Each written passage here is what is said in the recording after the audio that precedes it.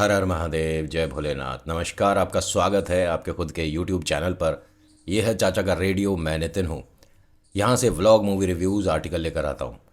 लेकिन आज ये जो है ना, ये क्या कहूँ समझ नहीं आता। ये मनगढ़ंत बात भी नहीं है, क्योंकि सभी के घर पर टीवी होगा। कहीं ना कहीं किसी न किसी माध्यम से आप तक ये खबर तो आई होगी। बांग्लादेश के बारे में, वहाँ के हिंदुओं के बारे में, वहाँ जो चल रहा है उसके बारे में। मैं देखिए बहुत छोटा सा इंसान हूँ इस चीज़ के बारे में बात करने के लिए। अच्छा, एक चीज़ मैं आपको बताऊँ, बड़ी अजीब भी लगेगी। ये नसरुद्दीन शाह और ये कौन है, वो थ्री इडियट में जो था, आमिर खान, और एक दो कोई और भी हैं। इन्हें हिंदुस्तान में रहने से डर लगता। स्टेटमेंट आ चुकी है, आपको भी पता है। बहुत बड़ा बड़ा मुंह खोल कर इन्होंने ये बोला हुआ है। वो अलग बात है कि हिंदुस्तान की पब्लिक से ही पैसा कमाकर ये फिल्मी सितारे बने हैं, लेकिन हिंदुस्तान में रहने से इन्हें डर लगता है। शेख हसीना हिंदुस्तान ही आती हैं, उन्हें डर नहीं लगता। फ़र्क देख रहे हो? खैर, कोई बात नहीं। और जिन्हें नहीं पता उन्हें बता देता हूँ कि शेख हसीना जब वहाँ से गई हैं, या सही शब्द रहेगा कि जब वो भागी हैं, उसके बाद सीधा वो गाज़ियाबाद के बेस कैंप पर पहुंची थी। हिंदुस्तान में उत्तर प्रदेश में गाज़ियाबाद है, और वहाँ पर आई थी। उसके बाद वो दिल्ली गई। खबर तो आपको पता ही होगी कि ये सब हुआ क्यों। हल्का सा आपको एक आइडिया देता हूँ। शुरुआत ये 1947 के बाद से ही हो गई थी, और ये कोई पहली बार नहीं हो रहा है हिंदुओं के साथ। ये पहली बार नहीं हो रहा, बहुत जगह बहुत बार हो चुका है। और ये एकदम कार्बन कॉपी है जो श्रीलंका में हुआ था। बहुत सारे लोग यहाँ पर वीडियो बंद भी कर सकते हैं, और बहुत से लोग कहेंगे कि भाई हमें क्या मतलब, बांग्लादेश में कुछ भी हो, हम तो हिंदुस्तान में हैं। हिंदुस्तान में जो हुआ वो ही आपके सामने जो आता है उसे आप शेयर नहीं कर पाते, या अपने मोहल्ले की बात नहीं है या अपने घर की बात नहीं है कहकर इग्नोर कर देते हो। आपको ये बात तो समझ लेनी चाहिए कि जब तक आप एकजुट नहीं होगे, दूसरा कोई भी आप पर हावी हो जाएगा। बचपन में हमने कहानियाँ सुनी है ना, कि एक लकड़ी को तो आराम से तोड़ दिया जाता है, अगर 10 लकड़ियाँ एक साथ इकट्ठी होती हैं तो उन्हें तोड़ना मुश्किल हो जाता है। देखिए, सबसे पहले मैं आपको एक चीज़ क्लियर कर देता हूँ कि मेरी राय है ये, ठीक है। मैं ये नहीं कहता कि आप मेरी राय से अपना 100% हाँ करिए, बिल्कुल मत करिए, डिसलाइक कर दीजिए। लेकिन ये जो हो रहा है इसे थोड़ा सा समझ लीजिए। शेख हसीना ने अपने पापा के, मतलब उनके पीएम पहले वही थे, कुछ रूल्स को फॉलो किया, जिसमें कि वो ये चाहती थी। ये जो शुरुआत कहाँ से हुई है, गुस्सा भीड़ जो है उसके बारे में बता रहा हूँ। उन्होंने एक बिल पास किया था, उनके पापा ने इंट्रोड्यूस किया था, कि जो फ्रीडम फाइटर हैं, जिन्होंने बांग्लादेश की आज़ादी में अपनी जान दे दी थी, उनको एक अलग से कोटा मिलेगा, ठीक है, जॉब्स के लिए, सरकारी जो नौकरियां होंगी उसके लिए। और साथ ही साथ ये भी एक उसके अंदर इंट्रोड्यूस किया गया था कि उनके बच्चों को भी दिया जाएगा। मतलब जो फ्रीडम फाइटर हैं, जो सैनिक थे, उनके घर वालों को भी ये कोटे में जगह दी जाएगी कि जॉब आपको मिलेगी। ये परसेंटेज थोड़ा ज़्यादा था, 30% के आसपास था, 30। उसमें 10% वो महिलाएं भी आ गईं, मतलब 30+10, जो कि इस जुल्म की सताई हुई थी, जिनके हस्बैंड जा चुके थे, दुनिया में नहीं है, किसी भी तरह की उन्हें परेशानी हुई हो। तो शेख हसीना जी के जो फादर हैं, उन्होंने उनके लिए भी एक प्रावधान रखा था, जगह बनाई थी। बीच में ये हटा दिया गया 2000 के आसपास, कि चलिए कोई बात नहीं, इसको हटा देते हैं। लेकिन वो इसे कंटिन्यू क्यों कर पाई, कि उनके मन में था कि अपने पापा के जो रूल्स हैं उन्हें मैं फॉलो कर पाऊँ। और एक चीज़ मैं आपको बताऊँ, शेख हसीना से लोगों को, जो हिंदुस्तान में लोग हैं, वहाँ से हटने पर यहाँ खुशियाँ क्यों बना रहे हैं? क्योंकि ये मोदी जी के कुछ ज़्यादा करीब हैं। हाँ, हिंदुस्तान ये अभी फ़िलहाल भी आई थी, इसी साल भी आ चुकी हैं, और इनका 4 बार विज़िट हो चुका है हिंदुस्तान में। ये चाइना भी गई थी, लेकिन एक बहुत बड़े प्रोजेक्ट को इन्होंने मना कर दिया कि चाइना के साथ नहीं करूँगी। आपको पता है कि हिंदुस्तान से लगता हुआ जो बॉर्डर है, उसको सुरक्षित करना बहुत ज़्यादा कठिन हो जाएगा अगर शेख हसीना जैसा कोई लीडर बांग्लादेश में नहीं है। आप समझिएगा बात को। जब तक वो थी एक दीवार बनी हुई थी बुरे और साधारण लोगों के बीच में। मैं और आप साधारण हैं, है ना। हम कोई फौजी तो हैं नहीं, या हम कोई बड़े लीडर्स नहीं हैं। हम साधारण इंसान हैं। साधारण इंसान और बदतमीज़ों के बीच में एक दीवार का काम कर रही थी शेख हसीना। उन्होंने वो जब हटाया तो पब्लिक जो थी, पब्लिक में भी स्टूडेंट्स, वो थोड़े से जो नाखुश थे, नाराज़ थे, वो नॉर्मल हुए। लेकिन फिर सुप्रीम कोर्ट, हाई कोर्ट में ये फैसले आ गए कि ये दोबारा से लॉन्च किया जाएगा, कोटा रहेगा। अब उसके अंदर एक चीज़ नई इंट्रोड्यूस ये हो गई कि भाई साहब अब ग्रैंड सन को भी दिया जाएगा, यानी जो सैनिक हैं उनके बच्चे के बच्चों को भी कोटे में जगह दी जाएगी। पब्लिक यहाँ परेशान थी, स्टूडेंट नाराज़ थे कि हम इतनी मेहनत कर रहे हैं और हमारे लिए सीट ही नहीं बच रही हैं। कहीं ना कहीं देखा जाए तो उनकी बात ठीक थी, लेकिन धीरे धीरे धीरे धीरे ये चीज़ें बदलने शुरू हो गई। शेख हसीना ने भी एक तरह से ये स्टेटमेंट दिया था कि इसके अंदर परिवर्तन होगा, इसके अंदर चेंजेस आने वाले हैं। बच्चे शांत होते, लेकिन ये जो स्टूडेंट है ना, इनकी भीड़ में कुछ ऐसे मूर्ख, या मैं कहूँ कि आतंकवादी, या क्या शब्द रहेगा उनके लिए, या बुरे लोग बोलूँगा। बोलना तो कुछ और भी चाह रहा हूँ, लेकिन बस बुरे लोग बोलूँगा। इस भीड़ में बुरे लोग शामिल होते चले गए और उन्होंने आम जनता को, आम पब्लिक को निशाना बनाना शुरू कर दिया। परेशानियां बढ़नी शुरू हो गई, स्कूल कॉलेजेस बंद हो गए, हॉस्पिटल के सामने भी दीवार बना दी गई, मतलब कि आप नहीं जा सकते, इस तरह का हिसाब किताब कर दिया। स्थिति गंभीर होती चली गई, बढ़ती चली गई और ख़राब इतनी ज़्यादा हो गई कि काबू से बाहर। ये जो अभी फ़िलहाल में हुआ है ना, मैं डायरेक्ट इस पर आ रहा हूँ। अब थोड़ा सा आपको आइडिया दिया है, क्योंकि मैं आपको समझाऊंगा ईस्ट पाकिस्तान में ये हुआ था, वेस्ट पाकिस्तान में ये हुआ था, तो समझना मुश्किल हो जाएगा। अच्छा, ईस्ट और वेस्ट में मैं आपको बताऊं कि एक जगह उर्दू बोली जाती है और एक जगह बंगाली और उर्दू बोली जाती है। ये जो इनके फादर हैं ना, जब ईस्ट पाकिस्तान और वेस्ट पाकिस्तान में इलेक्शन हुआ था तो उम्मीद नहीं थी किसी को कि इतनी भारी वोट से जीतेंगे, और ये जीत गए। खैर, बहुत ज़्यादा पुराने टाइम पर लेकर नहीं जाऊंगा, वरना आपको कन्फ्यूज़न हो जाएगा वीडियो में। अभी फ़िलहाल ये जो स्थिति हुई है, इसके अंदर हिंदुओं की क्या गलती थी? सिर्फ मैं हिंदुओं के बारे में बात कर रहा हूँ। क्या गलती थी? क्या ये बिल उन्होंने पास किया था? क्या शेख हसीना ने हिंदुओं को कुछ अलग से मतलब क्या कहते हैं, ख़ास सीटें उपलब्ध करा दी थी? ये वो लोग हैं जो कि मौका ढूंढ रहे थे कि यहाँ कोई भी स्थिति बिगड़ेगी, जब कैसा भी हिसाब किताब ख़राब होगा, तो सबसे पहले जिसको टारगेट किया जाएगा वो हिंदुस्तान के जो हिंदू लोग होते हैं ना, उन्हें किया जाएगा।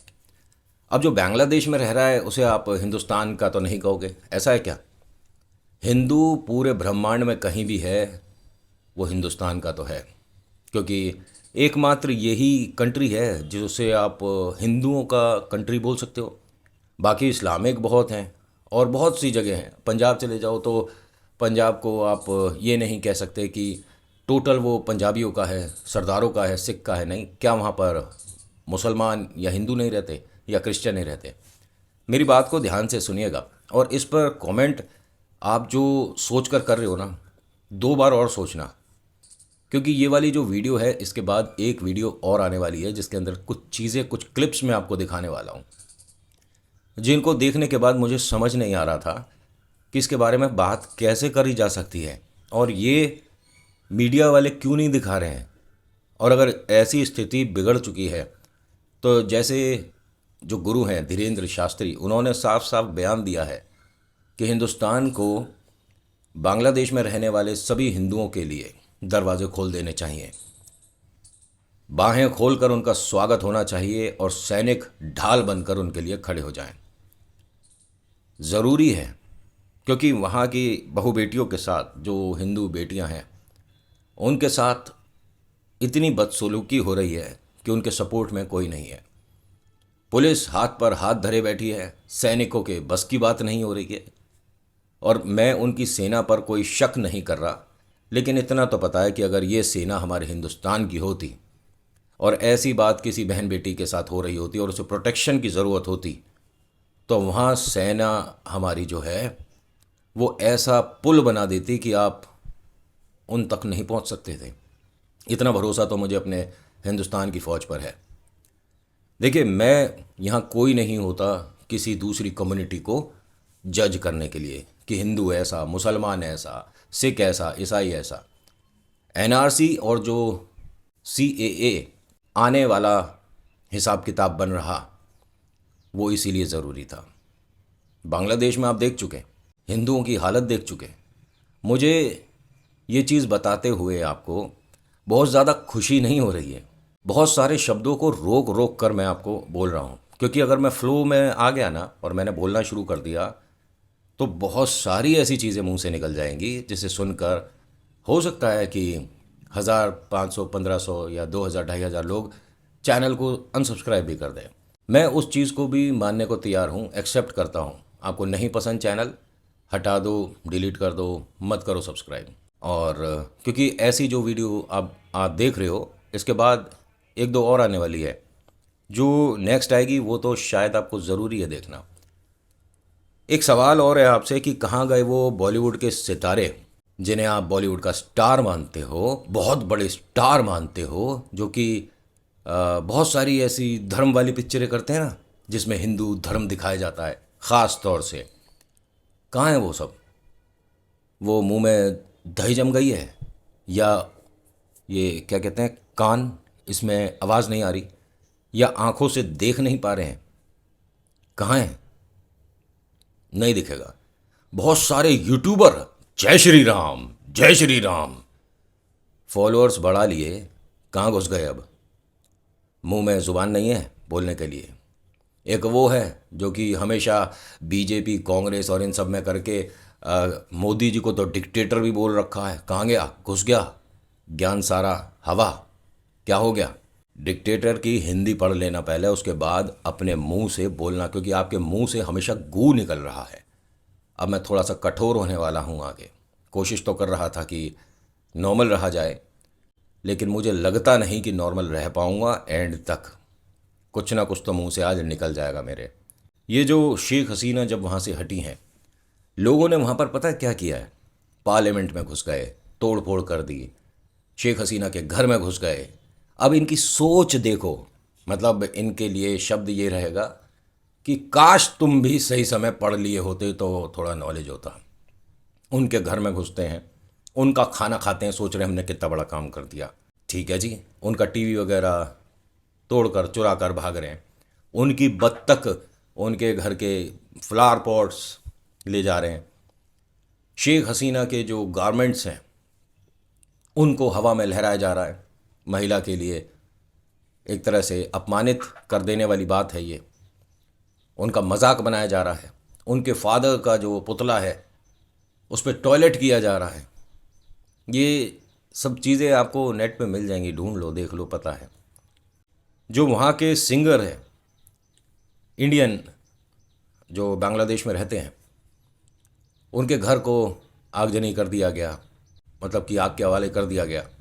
बहुत जगह तोड़ फोड़ हुई, न जाने कितने हिंदू मंदिर तोड़ दिए गए।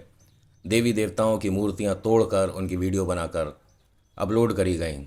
जो वहाँ की बहन बेटियां हैं, अपने को, अपनी इज्जत को बचा के जितना हो सके दूर भागने की कोशिश कर रही हैं, मदद मांग रही हैं, हेल्प मांग रही हैं। कोई सपोर्ट करने वाला नहीं है।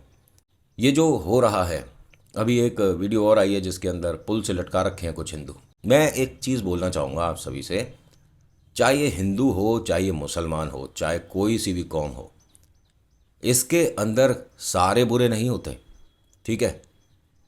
आप भाईचारे वाली बात करते हो तो एक स्टेटमेंट आती है, भाई का हम चारा बन जाते हैं, हम ये बन जाते हैं, हम वो बन जाते हैं।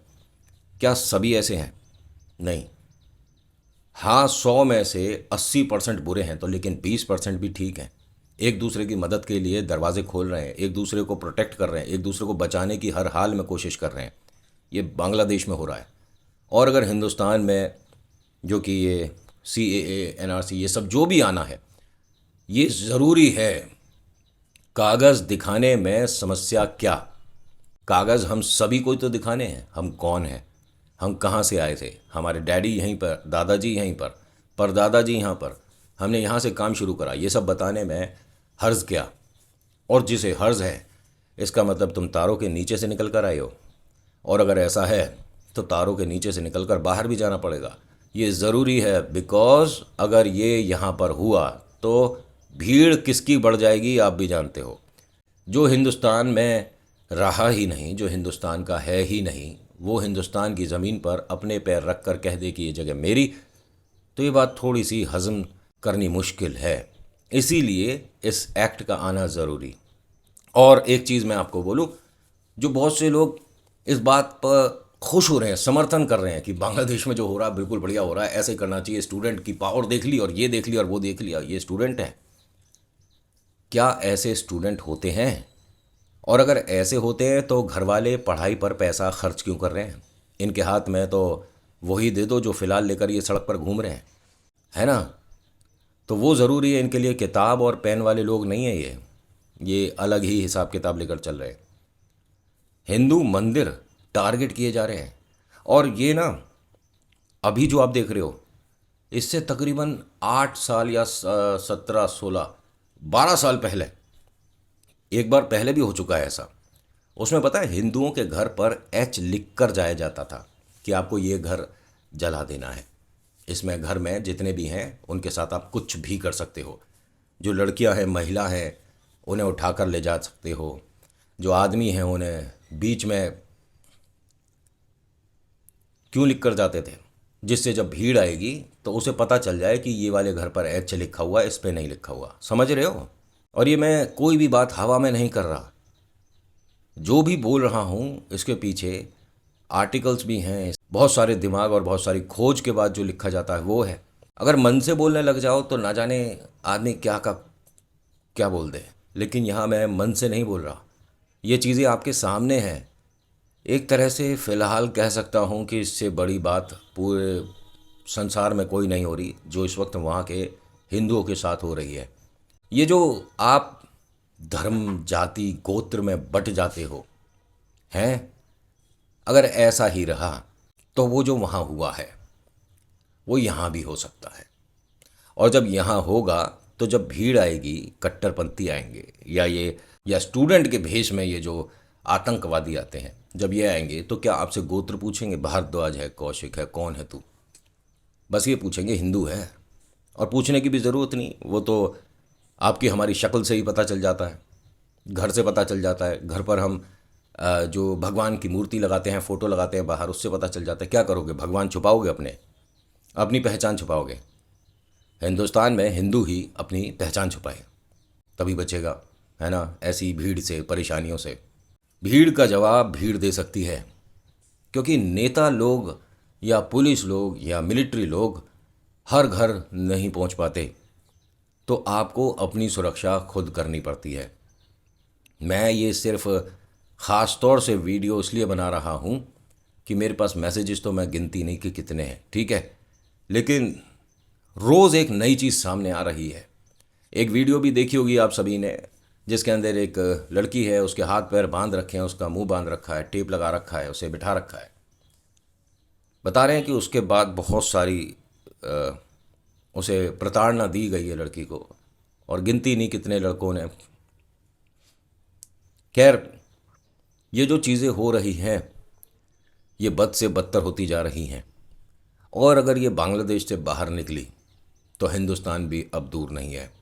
हिंदुस्तान में एक बड़ा और मुद्दा चल रहा है, मेरे ख्याल से बहुत से लोगों के सामने वो आया नहीं आया पता नहीं, ज़मीन को लेकर।